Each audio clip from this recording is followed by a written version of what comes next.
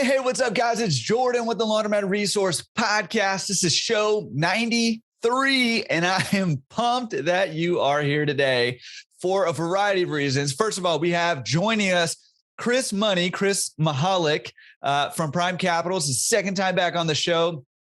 And there's a lot going on in the world today. There's a lot going on in the financial realm, in the lending world right now. And Chris comes on and we talk through a bunch of different topics when it comes to laundromat financing.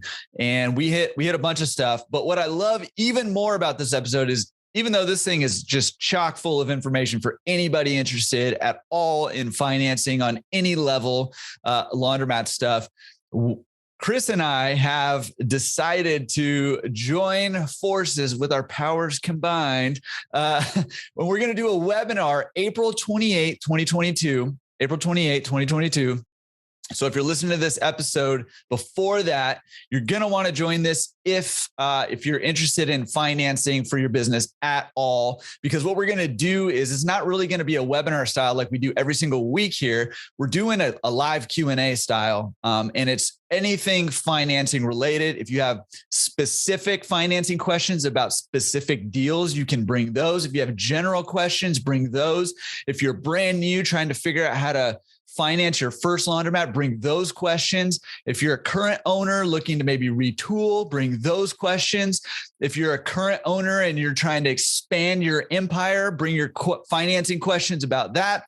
If you're trying to, refinance your laundromat, or you want to bundle a bunch of your loans, your business loans into one loan, bring your questions about that. And Chris has said, he says this on the podcast later, spoiler alert, that he will just stay on this, and I will too, this live Q&A to answer all of your questions, both specific and general, as long as it takes. And so he's like, if we stay on 2-3 hours, I'm in. And I'm like, okay, like I'll nestle in and we'll just get it done. But I'm super excited about that, in saying that he's willing to do that. And so, man, if you, again, at all are either in the process of looking into financing, or are going to be in the process, or you might be in the process, man, come and bring your questions. I would say come and just listen in, which you obviously can do. But man, this is a golden opportunity to get your questions answered from somebody who knows this business and who knows financing. So again, that's April 28th, 2022. If you're catching this before that, go sign up at laundromatresource.com/events. The link to that and everything else that we talk about in this whole episode will be on the show notes, or if you're on YouTube, down below. And you can find those show notes at laundromatresource.com/show93. And again, the sign up for that specific webinar and all of our webinars that we have every single week, excuse me, laundromatresource.com/events. Okay. So make sure you join us. And I think it's going to be awesome. If there's, hundreds of us there all asking questions, we're all going to benefit more. So super, super duper excited about that. Okay. So real quick, I want to say a big welcome to all the new members over at the Laundromat Resource community, both the free community and the pro community over there. And after last week's episode, if you missed it, we were celebrating some of the milestones over here at Laundromat Resource that we all created together, which is very cool. And with that, announced that there are some partnerships beginning to form with Laundromat Resource community. That's us and other industry service providers and other industry product providers.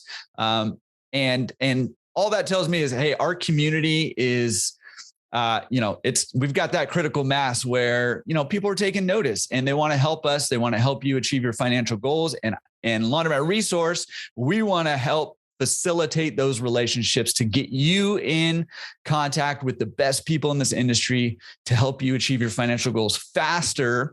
And in order to do that, a lot of these guys are throwing in perks to the pro community members. And, judging by the number of you that signed up over the last week, which, by the way, thank you very much. And hopefully you're going to get, I'm pretty confident you're going to get at least 10 times your investment there. But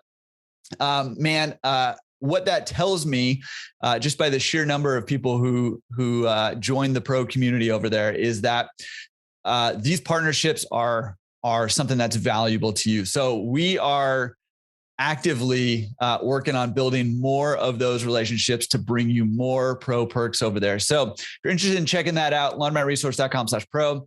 Okay, enough of that. And the last thing I want to leave you with before we jump into it with Chris Money to talk financing is the fast lane tip for helping you achieve your financial goals faster utilizing Laundromat Resource is, did you know that both the free community and the pro community have access to a value add checklist, right? And what this is not an extensive list of every possible idea of ways that you can add value, but you hear that thrown around a lot. If you've been around the podcast, maybe you've heard Dave Laundromat Millionaire Mins talk about adding value. Well, what we've been doing is compiling a list of ways that people do this. This is, again, not an extensive list. However, it's chock full of really great ideas of ways that you can add value to your community, at your laundromat, to your clients, to your customers. And there's going to be some good ideas that maybe you can implement in there, but also it's just going to help you get the creative juices flowing and help you thinking of more ways to add value to the laundromat, which ultimately will serve your community better and also serve your business and your bottom line. And that's what we're about here, utilizing laundromats to serve communities and to make these communities better and to give them the experience that they deserve, and also to help you achieve your financial goals through laundromat ownership. So go download that value add checklist over there and get going, adding value to your customers. Okay, enough of all of that. Super exciting stuff going on, but I want to jump into it with Chris. Again, come join us April 28th, 2022. If you're listening to this after the fact, first of all, I'm sure, it was a great webinar and a lot of great stuff happening over there. A lot of great questions asked and answered. Sorry we missed you, but you can get access to that webinar and every other webinar that we do. Again, we do a weekly live free webinar every single week. The pro community has access to those replays. So if you're interested in that, getting the replay of that or any other one, go check that out, laundromatresource.com/pro. Okay, let's jump into it with Chris Money and talk financing. See you on the backside. Chris Money, welcome back on the show. How are you doing, man? Awesome. How are you, Jordan? I'm doing excellent now. I mean, having you back on the show, I got to tell you that your previous interview, I mean, that was like way back in show 24. So if you haven't checked out his first interview, that's laundromatresource.com/show 24, is one of the most popular podcast episodes.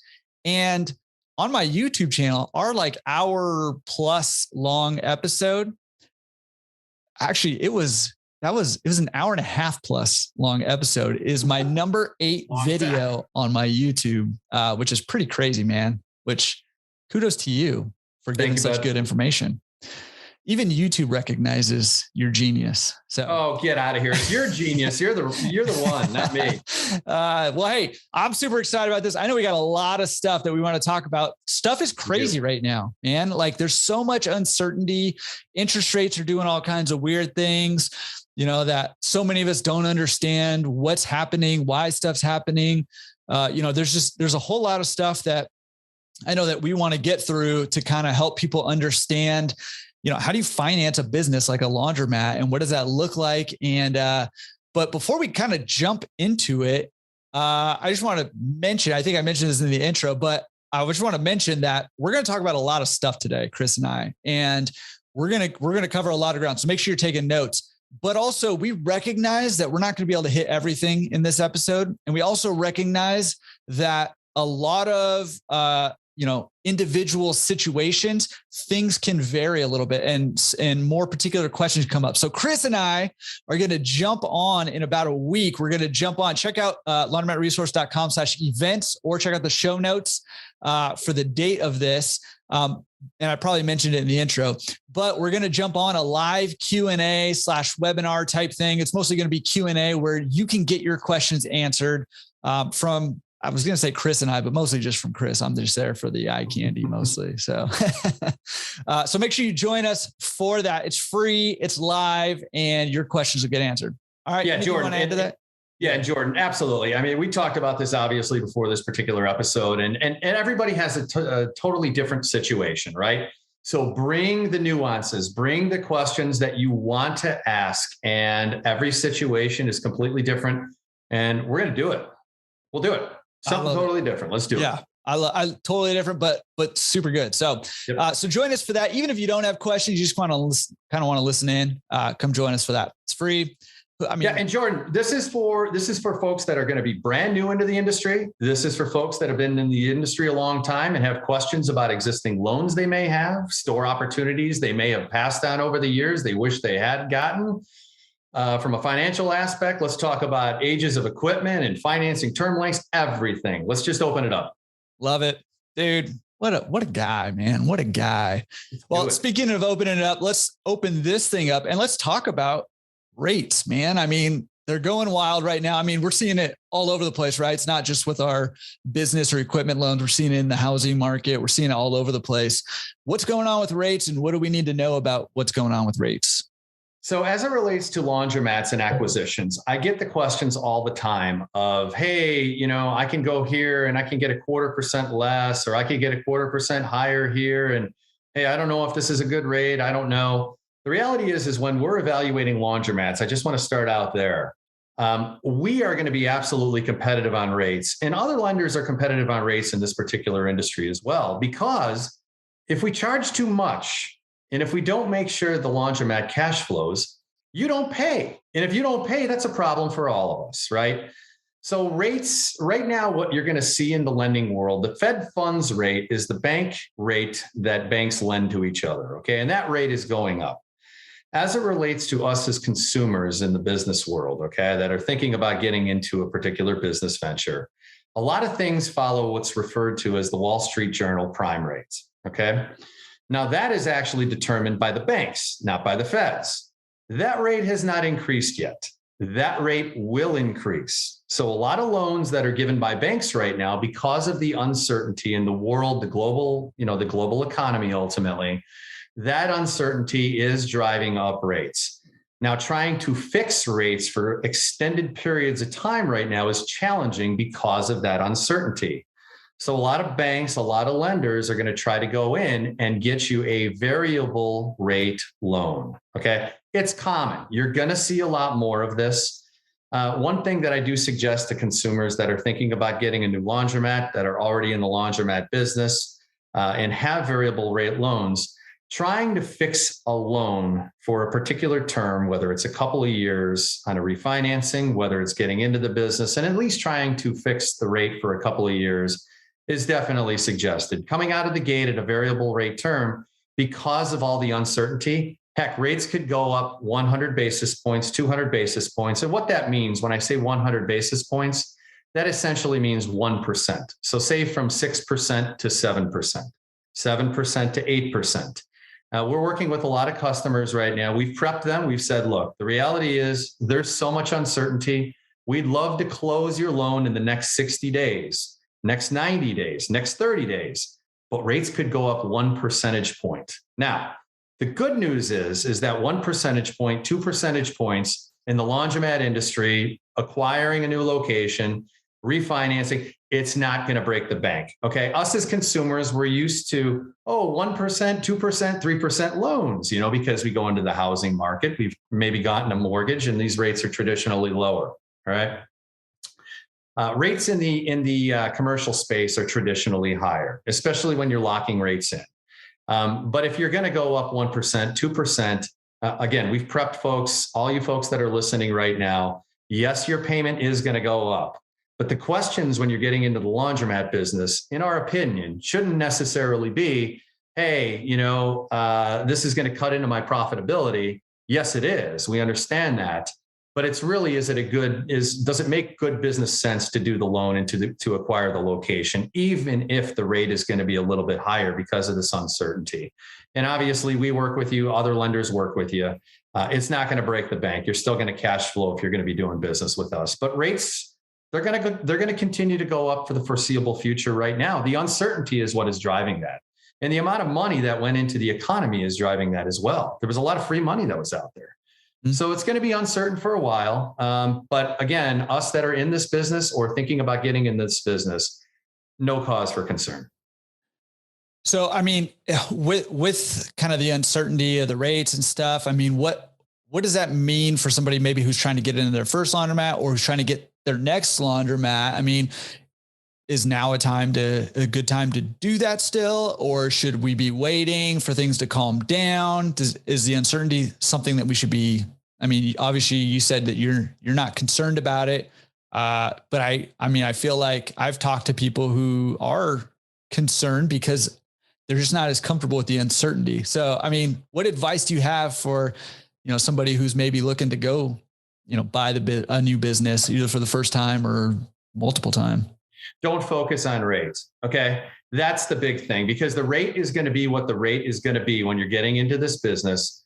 The best advice I can give is try to lock in a rate with whatever lender you're working with for at least a period of time. And that period of time is maybe the first 3 years of the loan, maybe the first 5 years of the loan. Heck, it could be even a 5-year loan, lock it in for the full 5 years. Okay. But trying to get rate locks for terms past 5 years right now is certainly challenging, but do not focus and try to get that rate lock in for 7 years, for 10 years. It's just not going to happen right now, especially for newer owners. It's challenging. We're still rate locking for 7 years on retools. But the challenge is that it's getting tougher and tougher to do that at super low rates. I mean, I can give you an example right now. Our rates have gone up almost 100 basis points, which is 1%, literally over the last 60 to 70 days. Yeah. So it's tight out there. But again, if that 1% difference is going to cause you to possibly not get into the business venture, you're thinking incorrectly, in our opinion, about it. Do not let it sway you away from getting into the business. Rates are still extremely low to traditionally where they've been in the past, even if they continue to rise over the next 1 to 2 years, right? It's still going to make sense for you to get into this business, because we're going to make sure, and other lenders in this business too, make sure that you're going to cash flow well on these good laundromats that you're getting into. Yeah, I keep writing down all these like great quotes that you're spewing right now. I just think about it from a standpoint of a consumer, right, Jordan? I mean, all of us look at our mortgages, for example, and we say, my gosh, I had such a low mortgage, or maybe I had a lower mortgage, or maybe some folks have a higher mortgage, whatever it might be. Rates, seriously, like getting into this business, the rate, I mean, I could run amortizations for folks, and that may be a good question that we do, for our question and answer session. Hey, give me an example, $100,000 loan. What is the payment difference for a $100,000 loan, for example, on 6% and 7%? And actually give some figures for folks to consider, because it's not going to be something that's going to be drastic where it's going to cause the laundromat not to cash flow. Yeah. I like that answer. And I like one of the quotes I wrote down, I was like frantically writing is, you said, if 1% rate increase is going to dissuade you from getting into the business, you're not thinking about it the right way. And I think, ultimately it's a math problem, right? Like it's a math equation, and we're going to take a look at what the numbers are telling you, what story the numbers are telling you. And, and then decide, does that still make sense or not? And it doesn't matter if you're paying a 20%, interest rate, if the math tells you you're still going to be making the return that you feel like you need to make in order to make it worth it for you. So totally agree, Jordan. And one other thing to interject along those lines too, is that there was a lot of money, a lot of free money. I shouldn't say free money. It was used to help, businesses, carry themselves through during the challenging, pandemic, right? But because of that, there were many folks that didn't borrow, right? And now they're looking to borrow. Well, from a banking standpoint, folks like us, that affected us, because what happens when folks all of a sudden have all this money in their pocket? They're going to pay cash.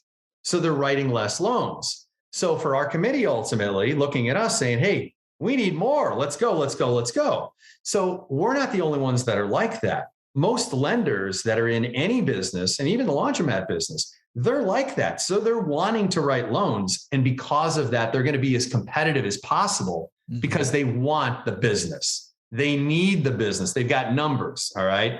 So understand the rates that you're getting that are out there are going to be, I don't want to say the best, but they're going to be competitive for what the market dictates. Are there any factors that, for example, that I can control to determine whether or not I will be able to get a fixed rate loan of some sort? Is there anything that I can be doing to make that more or less likely to happen? That is a great question. From a standpoint of a brand new individual getting into the business, what we typically do is we rate lock for up to 5 years for individuals that are getting in. It doesn't matter if your net worth is $10 million or $100,000. That's where we are, because our evaluation of a financial transaction in the laundromat business is not only predicated on personal credit, personal net worth, a lot of it is on the laundromat itself. But yes, it's in our best interest if you're getting into the business to rate lock you for a period of time. Absolutely. Now, on a retool scenario or a refinancing scenario, absolutely, we want to rate lock you, right? And like I said, going out to 7 years is still doable, but obviously like last 60, 70 days, that has gone up. And a lot of these loan documents for folks that are out there right now with variable rate loans, take a look at your loan documents and see what it follows. It most likely will follow Wall Street Journal prime rate. And consider a refinancing at this point, even if the rate's going to be slightly higher than your variable rate right now, given the uncertainty, only because if you rate lock in on your refinancing for, say, another 5 years or another 7 years, that'll give you some time, especially during this, roller coaster ride we're in right now. Yeah. Okay. So, that brings up a good question, because I get asked this a lot in my consulting calls and my coaching calls is, what about refinancing? Is it possible to refinance? You've obviously mentioned it. So, but is it possible to refinance a laundromat loan? What does that look like? Talk to me about refinancing. It is. It's possible to refinance an existing laundromat loan. Okay. So I'll give you an example of a lot of the transactions that we work on. Say a customer goes out, they purchase a laundromat, okay? As part of that laundromat acquisition, they retool, right? And as part of the retool, it's going to be a variable rate loan. So acquisition and brand new equipment, all right? Say it's a 7-year term that happens, all right? We're 1 year into that 7 years. We would refinance that absolutely for six years, okay? What we can't do is we can't refinance for an extended term past the original term of what the loan is. So if you had an original term of 7 years and you came to us after 2 years and said, hey, we'd like to refinance, we can only refinance for 5 years. We couldn't go out an additional 7 years, okay? So it's predicated on the initial note. But absolutely, the refinancing process really has to do too with the fact of how much equity the location is valued at, right? Because if you've paid down your note and you're looking to do a refinancing scenario, we definitely want to make sure that we have some level of equity in the laundromat in doing so. At least we're going to want, in a refinancing scenario, we're at least going to want a 35% equity position in the location, financing 65%. So we'll help you calculate that. We'll work with you on your existing profit and loss statements. We'll look at any existing debt that you have. And also, there may be folks out there as well that have multiple locations. Something that I know we're going to talk about later in the show here is all asset liens and cross-collateralization. We'll dive into that a little bit. But there's ways to refinance notes, existing notes. Absolutely. They should be looking at it right now. They should be studying the Wall Street Journal prime rate. That's on their existing variable rate loans right now. Again, that's the banks that control that rate. That has not gone anywhere yet. That all of a sudden is going to jump. Okay. So when that happens, that's when folks maybe say, wow, I really need to start refinancing, but look into your options right now. Start talking to folks about this. We're going to have a Q&A, bring a specific scenario up, throw some numbers out at us and let us take a peek.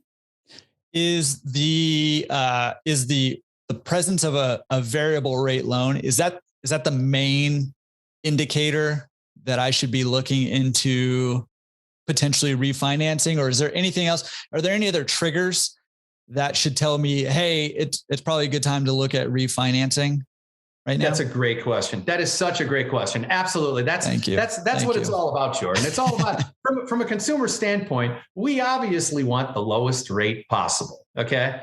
But as soon as that variable rate loan starts going up, it's kind of like the same in the mortgage world where you had the 5-year ARMs or the 7-year ARMs, right? The variable rate loans ultimately, or you lock them in for 5 years. Well, what do you do before that 5-year ARM expires? You've got to refinance, right? So that's your trigger point there.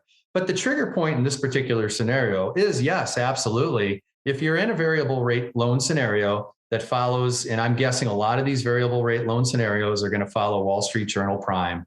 Take a look at what the prime rate is, watch it. It will go up, but that's what should precipitate a refinancing. Yeah. That's the primary driver, Jordan.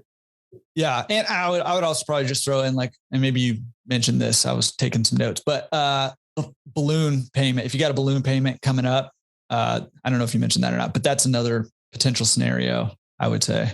Absolutely, it is. Another scenario too is that we're seeing in a lot of these seller financing scenarios and acquisitions where there's a period of time that the acquiring buyer has to ultimately get out of the seller's note. So that coupled with a variable rate loan, those are trigger points too. And if something says, hey, you should be looking at getting to a third party financing company after 5 years and you're in year 2, for example, start now. Do it now, get locked into a rate. That's another trigger point. Excellent point on that, Jordan. Yeah. Okay. Well, you mentioned, these loans are you're not just throwing money at people for nothing and just, trusting that money is going to be paid back. I know that you specifically, every lender, but you specifically do a really good job of, vetting locations and all that stuff. But ultimately those loans are backed by assets, right? And so let's talk about, you mentioned all asset loans and cross-collateralization. I do the same thing. What tell this, the problem is that I'm a slow talker and I try to talk really fast and I can't do it. So talk to me. What are these things? What do we need to know about them? And what does it even mean? Okay. So excellent point. I'm glad we brought this up. So in any scenario, when an individual is going to acquire a laundromat, whether it's through us, whether it's through the Small Business Administration, the SBA, local banker using an SBA type loan, there's what's called an all asset lien filed against the actual business entity in the location. Okay. And what that means is that's the security interest that us providing the money has in a particular location, right? So if an individual is going to go ahead then after we provide the initial funds for a location, if they're going to go ahead and have additional equipment put into that particular location, they're going to need what's called a subordination from us, meaning that if you're going to put in, say, a card system into that location, right? You put equipment in, acquisition scenario, it's a business acquisition coupled with equipment, which is more or less an asset purchase agreement. But if you're going to add equipment into that location, we already have an all asset lien. What you're going to need, if you're going to put more in, is you're going to need to have a subordination agreement through us so we say, hey, it's okay. Those assets are not ours. Okay. And this is the case in nearly all scenarios for all laundromat owners when they do any level of financing. There's going to be, especially in a brand new store, a store that somebody's acquiring, say somebody paid cash for the store. Okay. And they retool the store. What they may not know is the lender that they use is actually filing an all asset lien against the store and not a particular filing on just the assets that are brand new going into that location.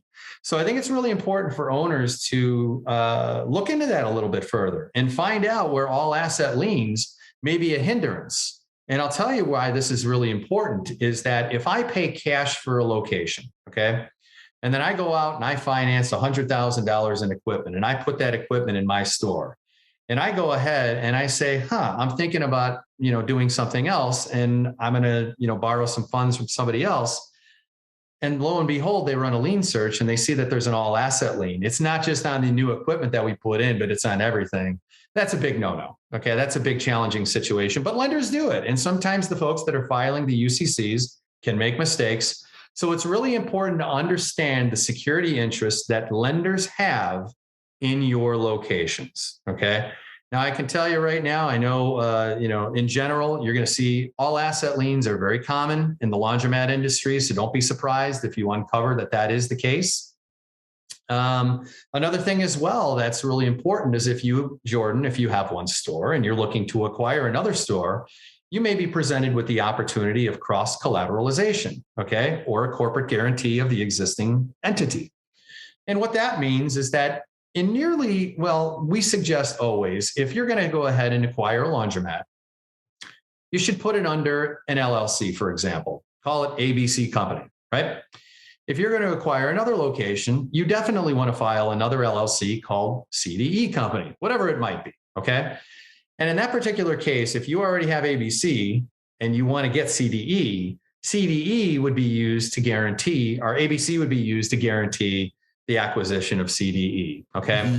And when you cross-collateralize, typically you're doing so because you don't want to put as much money down on the second location, okay? So what you can use is equity that you've built up from your original location in ABC entity and use that as a partial down payment for the CDE equity entity, okay? When you do that, you're causing yourself a potential challenge someday if you want to sell the ABC entity, because there's going to be an all asset lien, first of all, and a cross collateralization with that second location. So at all costs, understand your options, that if you are going to acquire a second location, is it worth it to cross collateralize your assets with an entity where you may have very little debt in that first ABC entity? You could have $50,000 in debt, and you could have $500,000 in equity, okay, that you've built up. When you cross collateralize, you're not just cross collateralizing for, say, if you need an additional $100,000, you're cross collateralizing using an all asset lien for that entire entity. So if you go to sell that entity someday, and you may say, oh, I'm just going to pay off that original $50,000 in debt for that ABC entity, it doesn't work that way. It's paying off both loans. Okay. So this is something I welcome folks coming in to the Q&A session. Give us some examples about specific opportunities, because this is really important, especially for folks that have multiple locations, or they have one location and they're looking to get into two. That's when these questions really come up, Jordan. Or for folks that have 5, 6, 7, 8 locations and they want to sell one, right? All of a sudden, whoa, I didn't realize cross collateralization meant I'm basically blending everything together. Okay. So this is really important for owners to understand, and just educate yourself on how all of this works. Yeah. That is a huge point, because the implications are really big, right? Especially when you get into the multi-store ownership and, you're starting to move some pieces around, because there's scenarios where you get multiple locations and you decide you want to, sell off a lower performing one or something like that. Well, if you're not understanding the situation that you're walking yourself into, that could be a big deal, trying to do that. When, if your loan documents are saying, hey, no, that's not how it works. Everything's cross collateralized and depends on each other, basically. Yeah. And what also is additionally important to understand as well, too, is that if you're going to be borrowing money outside of your primary lender, for a particular location, check your loan documentation. It may actually state that you've got to notify your additional, your primary lender if you're going to be borrowing funds, over a set dollar amount. And these are not bad things. It's just understanding exactly what the scenario is from a growth standpoint, because you may not want to, for example, you may not want to cross collateralize, and you may want to think of other options as you grow that will help avoid potential situations like that down the road. And it's really important too. Say folks are out there and they have routes, okay, and they want to take, single load machines and put them in apartment buildings, for example. And it's a little bit off topic here. But if they do that and they finance it, all asset lien already filed, okay? So now all of a sudden I've got these machines out there. I want to refinance these machines that have already been at variable rates, but you've got an all asset lien on your entity and you've got other debt elsewhere as well. There's a lot of scenarios. I welcome folks for the Q&A to talk all asset, talk cross collateralization. It could be of great benefit, the cross collateralization. There's no doubt about it, but it can prohibit you once you get to that critical mass of, say, real multi-store ownership. It could be challenging if you have other plans. Yeah. And I think the point is, it's a tool, right? And you want to use the right tool for the right job. And that's a very individualized thing, right? Great opportunity to bring that to the Q&A, right? Because it depends on what you're trying to do, with your portfolio of laundromats, whether you want to cross collateralize or not. Now, quick question on that same topic is, I mean, is the main benefit of cross-collateralization, is it, a lower down payment or a no down payment? So, let's say I want to take out another loan on equipment on my third store, but I don't want to cross collateralize it because I'm planning on selling off my first one or my other two, whatever. Is it just a matter of how much I'm putting down up front, or are there other factors that go into that? Another great question by Jordan Berry. You are on fire today. You are on fire. I mean, it's almost embarrassing right now what you're saying. So, well, here's the laundromat dream owner. Okay. They get into the business, they acquire a location, they retool. Okay. They retool it. They've increased revenue. It's rocking and rolling. It's humming. Okay. I've now built up equity in this location.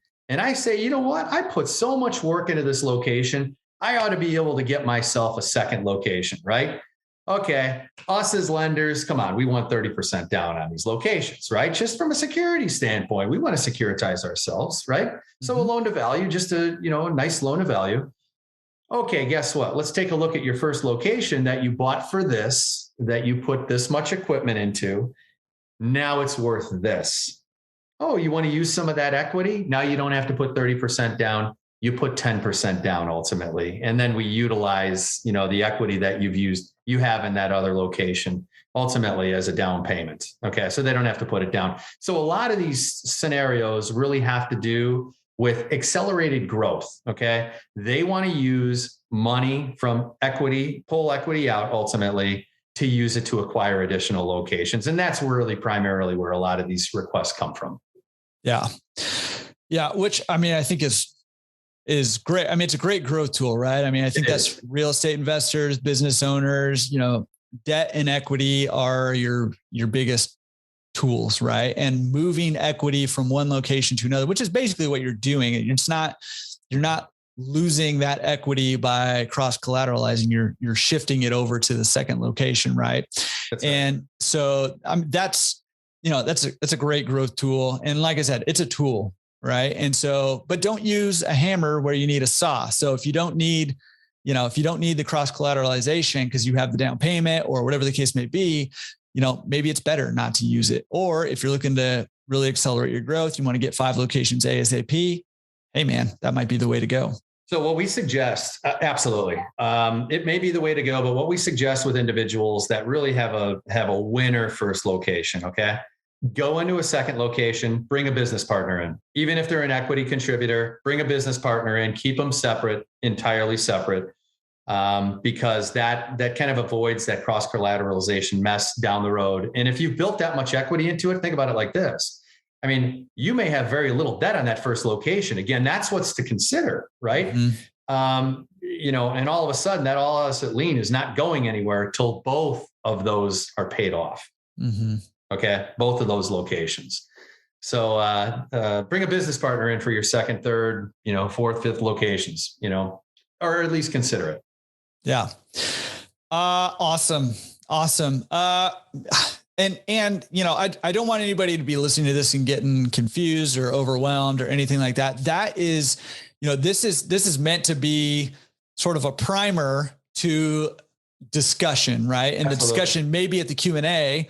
Or it may be you reach out to Chris and say, hey, I kind of got the gist a little bit of, an all asset lien or cross collateralization, but help me work it out in my situation, right? This is a primer to a discussion. Absolutely. That's what this is all about. Absolutely. Because, and again, between now and when we have this next session, Jordan, I suggest to everybody, get your loan documentation out, take a look at it, bring the questions. I may not have all the answers, but I'm going to do my darndest to try to help, right? Because that's what we're here for, trying to help. Yeah. Let's be honest. You have all the answers. Oh, right. Come on, Jordan. Let's just be honest right here. I love the humility that you got going on. It's great. It's great. Very modest. All right. Let's talk cash flow statements. Talk to us about cash flow statements, the importance of them, what we need to know about cash flow statements. Okay. So another great topic, Jordan. You are on fire today. You really are. So, maybe you fed me that one. I don't know. So I did not. So for us, cash flow statements, obviously in acquiring locations and brand new locations, but more or less for acquiring locations, right? From our standpoint and from a lending standpoint, I don't want to speak for other lenders that exist out there, okay? But from our standpoint, I'm most focused on the laundromat's ability to generate money based on what us as entrepreneurs put into the location, okay? I'm not concerned if there's a rented out space in the location for a cellular phone place, okay? Or if there's a market that's paying X number of dollars per month inside of the laundromat location. Don't care. If there are gaming machines inside of the location, which that's a big challenge for us to try to get over. That's, and we've seen this too, where there's gaming machines. For us, that's a challenging situation. That's a liability. I strongly suggest not relying on gaming machines in locations. Okay. So I have gaming machines, but yeah, I have clients. I have a client right now who's looking to buy a laundromat, and the laundromat is basically just there to float the bills for the gaming machine. and, and the legality of this particular gaming machine is also in question. And so, yeah, it's a tricky situation. It's tough. So it is, but it's lucrative as us as entrepreneurs wanting to get into the business. We're like, wow, look at this. There's all this other extra income. Okay. Or for example, say, I close at 10 p.m. every evening. The laundromat closes right now, which by the way, that's a big growth opportunity in laundromats. If it's closing at 10 and open up the next day at 8, that's, we love that. Okay. Maybe go 24 hours there. Who knows? But if there's income coming in that particular location and they're closing because they're renting out the space for a pickup and delivery processor in the middle of the night, for me, that's not long-term. Okay. That's not long-term longevity here. So from a pure cash flow statement, I'm really looking at the vend, the wash, dry, fold, and pickup and delivery that the entrepreneur can generate on their own. Okay. I'm not looking at all of these other scenarios, right? Another important aspect when you're evaluating these laundromats and you're putting together your individual cash flow statements, which by the way, we have a template for this. Other lenders have templates for this as well. So you can reach out to us. We'll get you a template. Very simple template. Okay. But we also like to look at how old the equipment is in a particular location, right? If the equipment's fringing on that 7, 8, 9, 10-year-old range, we're thinking to ourselves, you're going to have some debt servicing here for brand new equipment coming up soon. So as lucrative as it is for us as entrepreneurs to get into the business, sometimes I think to myself, well, maybe this store's for sale right now because the current owner really didn't want to retool their location because they know what it's going to cost and it's going to crush their cash flow. Okay. So the debt servicing for new equipment is extremely important from a cash flow statement when you're getting into a new location. Okay. And couple that with all of these value adds that are potentially advertised on these stores that are for sale right now, we really want to get to the bottom of what can the laundromat really generate based on you, the entrepreneur, what you can generate and what you can increase the vend on with new equipment, not these other value adds. And we don't rely on. And I've had some certain scenarios where folks have said, well, we've got a contract with people that are coming in for pickup and delivery services, and they're using the machines in the middle of the night. And we're under contract with them.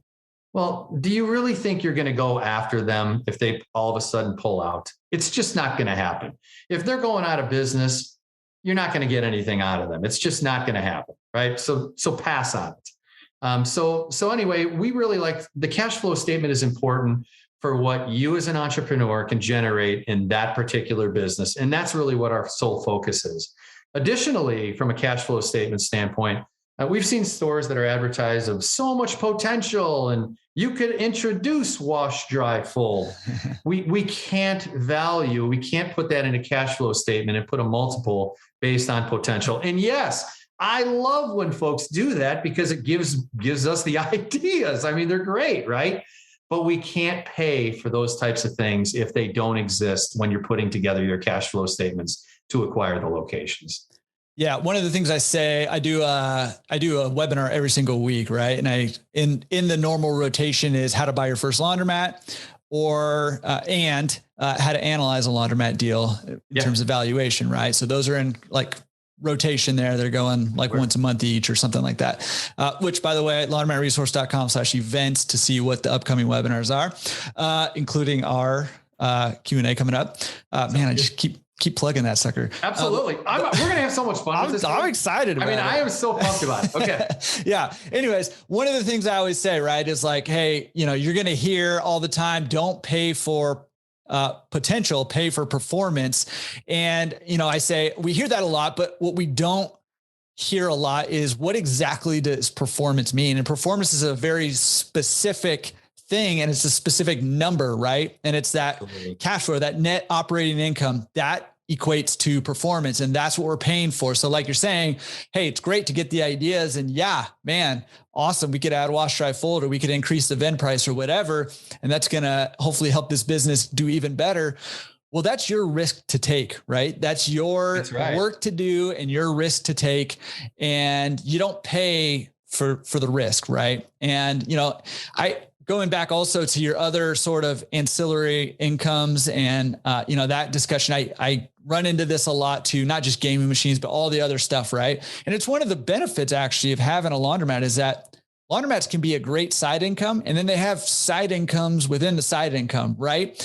But, we're trying to value, the business, the core business. And I like what you said, the vend price, the wash, dry, fold, the pickup delivery that the operator can generate themselves.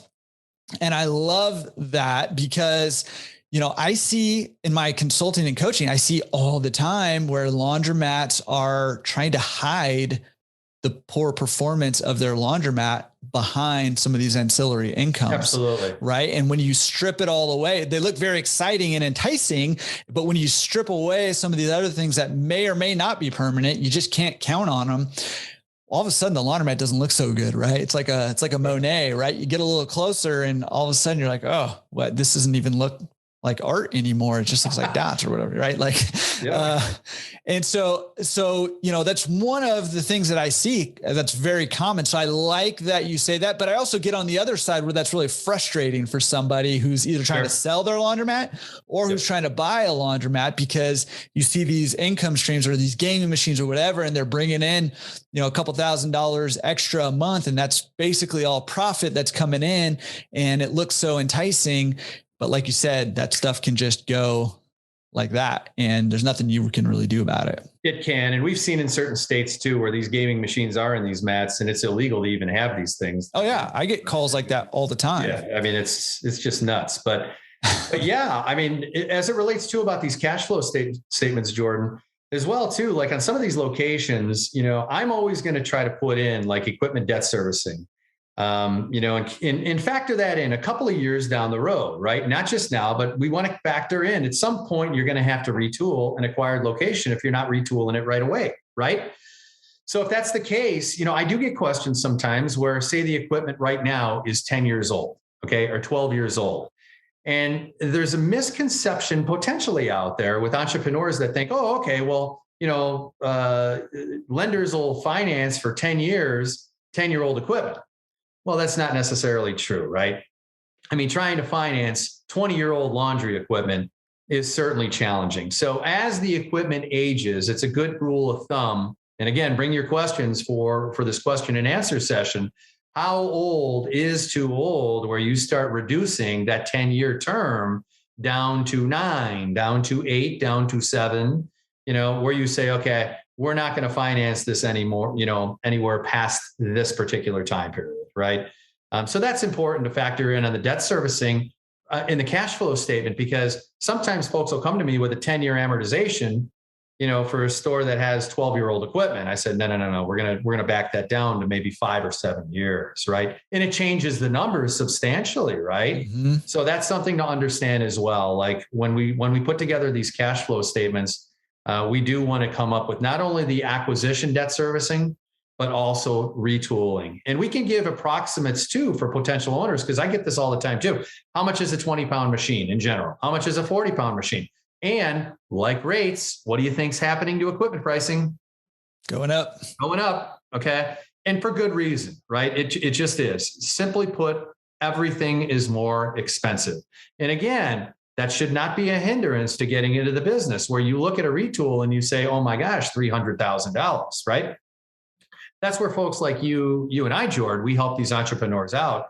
And we say, hey, if you do retool this store, you're not going to make anything. In fact, you're going to lose money for the next 7 years. You may want to think about a different location, right? So anyway, we'll dive into that. Yeah. That's, are there, I mean, going back to the equipment age, I mean, are there any rule of thumbs, or is it very, individualized in terms of type of equipment or location? I will tell you right now, love it. Okay. So great question. I love this. Okay. So this is another scenario too for the Q&A session, right? I'm more likely to do something a little outside of the box when there's multi-load equipment involved. Okay. And what I mean by that is, if you came and you said, hey, my store has 30 washers in it, but 25 of them are top loaders. No, not happening. Right. But if you said, hey, 25 of them are, 20 pounds and greater, maybe we can consider something a little bit different. So I'll explain some of those things, but in general, top loaders, I mean, those are throwouts, right? I mean, when you acquire a store, it's a throwaway. But in general, Jordan, in the old days, we used to look at equipment that was 15 years old and say, hey, how do we work this deal? How do we work it? The cash flow is really good. But nowadays, you start getting equipment on these acquisitions that's 8, 9, 10 years old. From our standpoint, we want new equipment in the location, because we're crafting, we call ourselves financial advisors to these folks that are getting into these businesses, right? Mm-hmm. So we don't want them to get in with 10-year-old equipment, and then all of a sudden, maybe it doesn't go right. They made some challenges the first 2 years, and then the competitor down the street has retooled. Now we're in a challenging predicament. So we're almost suggesting more and more, when this equipment gets to that 10-year point, as part of an acquisition, Jordan, we really want to see a retool of the store. Yeah. And coincidentally, at least right now, that used market is top notch. So you can. It is. The challenge though, Jordan, is that the used equipment out there, because the delays on new equipment right now are, 9 months, 12 months across a lot of manufacturers. Okay. I don't want to say all, but a lot of manufacturers and a lot of distributors struggle. Not all. But there's not as much used equipment that exists out there, and the quality of the used equipment that's out there. There's certainly obviously great quality equipment that's out there. Okay. No doubt about it, but different when there's such demand for it. Right. I mean, we didn't have this level of demand. We haven't in a long time. Yeah. Yeah. It's pretty wild. Everything that's going on right now. It's nuts, because then you have us formulating a business plan with the customer that includes, an acquisition plus new equipment. And when's the new equipment going to get in? Right. Yeah, I know. A while. And here's the other thing too, that's challenging, and we should talk about this on the Q&A as well, that if you acquire a location, just 6 months or a year ago, we used to be able to, kind of understand whether or not a competitor was in the process of retooling down the street. Now you don't know. They may have ordered equipment 9 months ago, and it's coming in next week, right? You don't know. It's just so wild out there right now because of these equipment delays for the new equipment that exists. Yeah. Well, does that factor in with the loan at all? Like, let's say I want to, buy a laundromat, and then I want to retool it, and I come to you and I say, hey, I want to buy this laundromat. We go through, all the numbers, they look good. Yep. But, it's going to be, 9 months or 12 months until that equipment gets there. How does that affect the loan, or does it affect the loan at all? Great question. I will say that we are more risk adverse the older the equipment is. So as you start approaching that 12, 13, 14, 15 year time period of equipment, certainly it's going to affect things a little bit more, as opposed to if we're in year 8, 9, or 10. So most definitely. Yeah. Yeah. Well, and it kind of reminds me, a lot of this stuff kind of parallels. This is we didn't really even talk about this, but a lot of this kind of really parallels, like your lease too. Right. So, for example, we're talking about rates with the lending, I've found, that landlords have been less and less excited about signing long-term leases because inflation's going up like crazy. There's a lot of uncertainty, all that stuff. So getting that lease locked in for 20, 25 years, you can still do it. And people are still doing it. And I'm still doing it with the investment fund that we're doing, but it's getting difficult.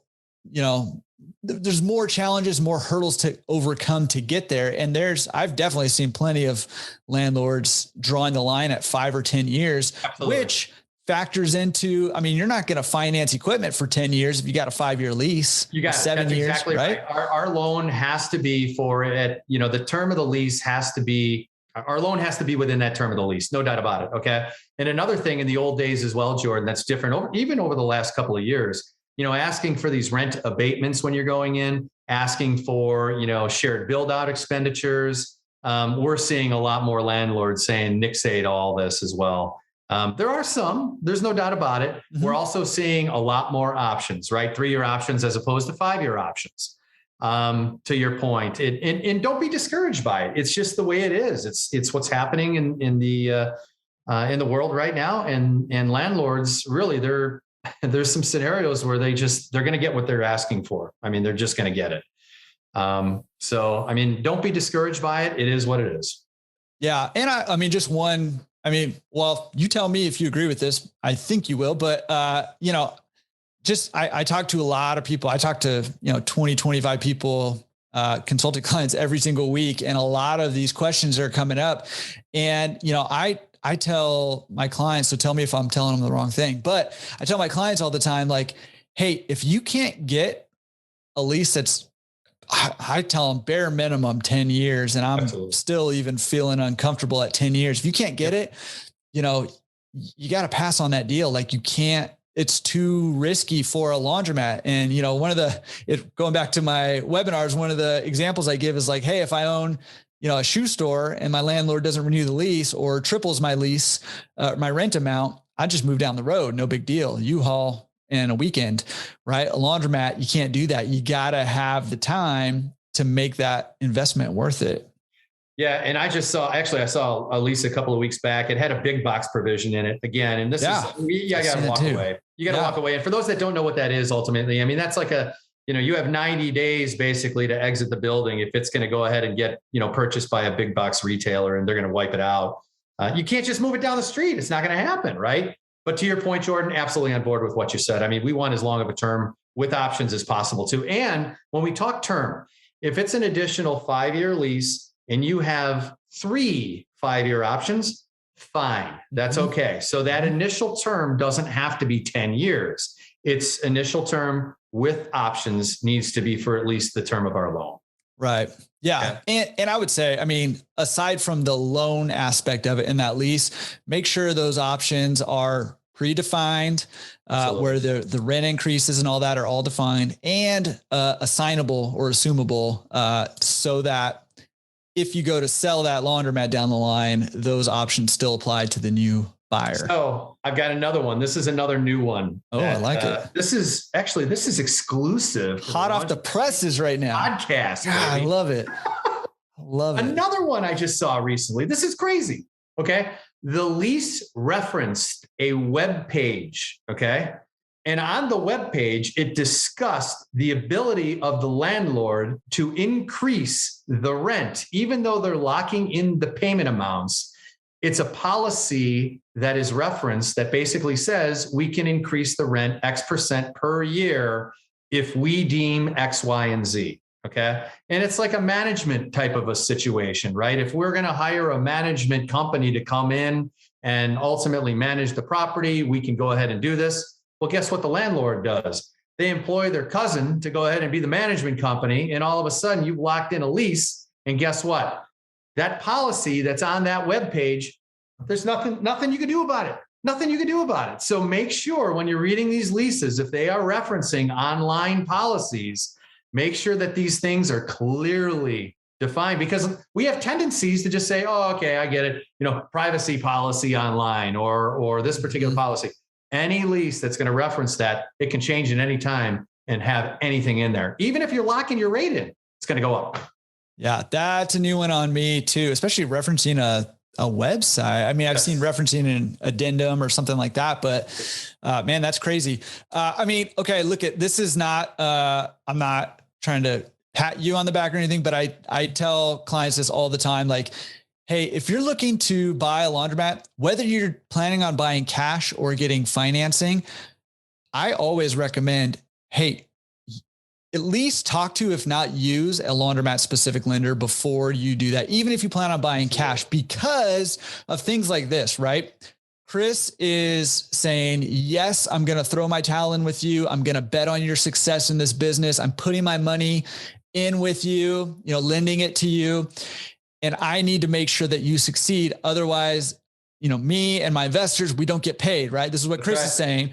And he has the knowledge and the network to help you decipher stuff like this, right? Because this feels very like, if I had heard this when I was first trying to buy my first, laundromat, first of all, it would have saved me a lot of money.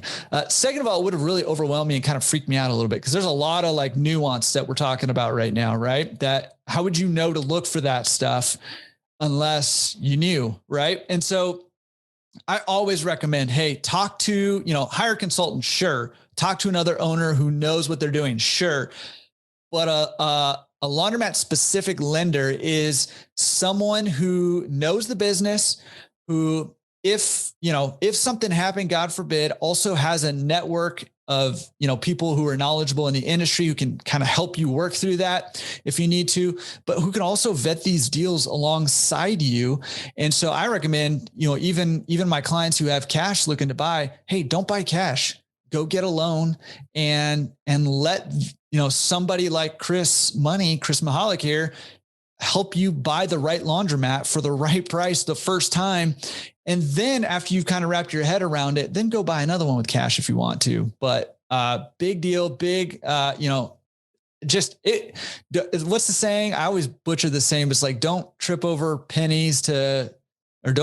dollars to pick up pennies. I don't know, whatever. That's it. Like, don't skimp on getting the right people in your corner. If you're going to drop tens, hundreds of thousands of dollars plus on a business, make sure you invest what you need to invest to make sure you're getting the right investment. Yeah. And we can help you out. Like Jordan said, any laundromat specific lender ought to be able to help you out with this stuff, and look through each scenario is different. That's why I'm so pumped. I'm going to put you on the spot. I don't know how long you want to go with this Q&A session. I'm hoping it's a total winner and we get a ton of folks on this thing. I want to go long, but that's all up to you. We'll go as long as there's questions, man. We'll make it an all-nighter for all I care. I don't know. Well, we may have to cut it at some point, but I'm pumped about it. I got to take my kids to school at about, 7:40 or so in the morning. So if we go till about 7:30, I can get a little, pick me up breakfast and go. Q&A session. No, but seriously, I mean, hey, we'll go as long as we need to go. But I think that is,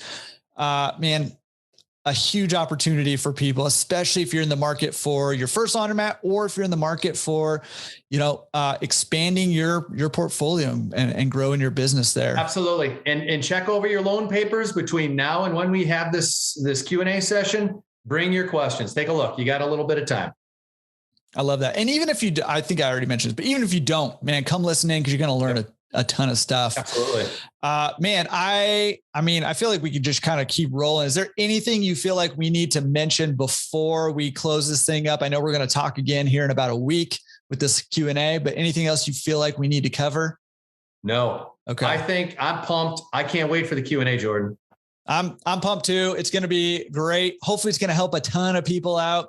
And man, I love what's happening in this industry right now. I love that, there's good people like you and a lot of other people that I've had on the podcast and who have not yet had on the podcast, who are just doing big things in this business and wanting to see each other succeed. That's what I'm all about. I know that's what you're all about. Absolutely. And dude, appreciate you coming on with me today, and cannot wait to hang out again in about a week. All right. So much good stuff with Chris Money today. That was just amazing. Hopefully it just whet your appetite for that live Q&A that we got coming up April 28th, 2022. Again, laundromatresource.com/events to get signed up for that one. So super cool, super exciting about that. All right.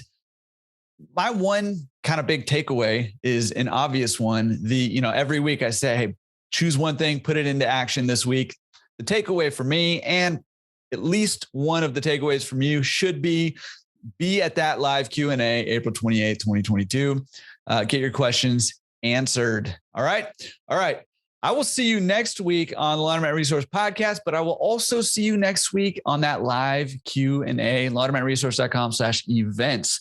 Peace.